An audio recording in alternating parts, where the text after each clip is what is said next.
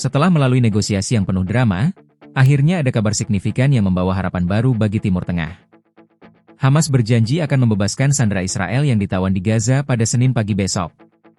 Langkah ini dilakukan tepat sebelum Presiden AS Donald Trump memimpin KTT internasional yang sangat penting di resor Laut Merah, Sharm el-Sheikh, Mesir.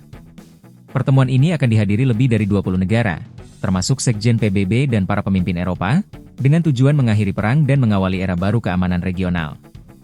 Inti dari kesepakatan fase pertama ini, 20 sandera Israel yang diyakini masih hidup akan ditukar dengan 2.000 tahanan Palestina.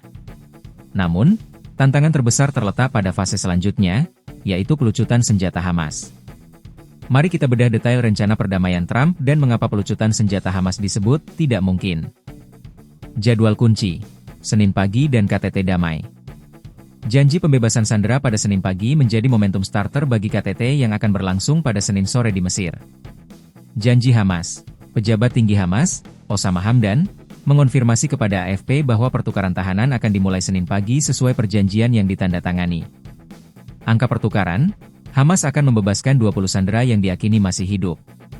Sebagai imbalannya, Israel akan membebaskan 2.000 tahanan Palestina, termasuk beberapa yang menjalani hukuman seumur hidup, serta 1.700 warga Gaza yang ditahan sejak perang meletus.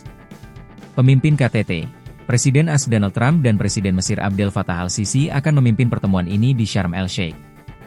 Tujuan, mengakhiri perang, mencapai perdamaian, dan stabilitas regional.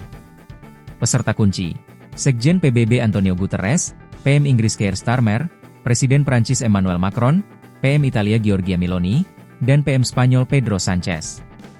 Hamas menyatakan tidak akan berpartisipasi langsung dalam KTT, memilih untuk bertindak melalui mediator Mesir dan Qatar. Rencana Trump tugas berat pasca perang. Terobosan ini hanyalah tahap pertama.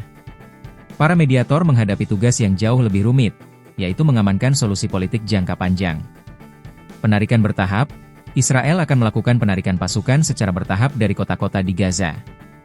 Pasukan multinasional, pasukan Israel akan digantikan oleh pasukan multinasional dari Mesir, Qatar, Turki, dan Uni Emirat Arab, UEA. Koordinasi AS, pasukan multinasional ini akan dikoordinasikan oleh Pusat Komando Pimpinan AS di Israel.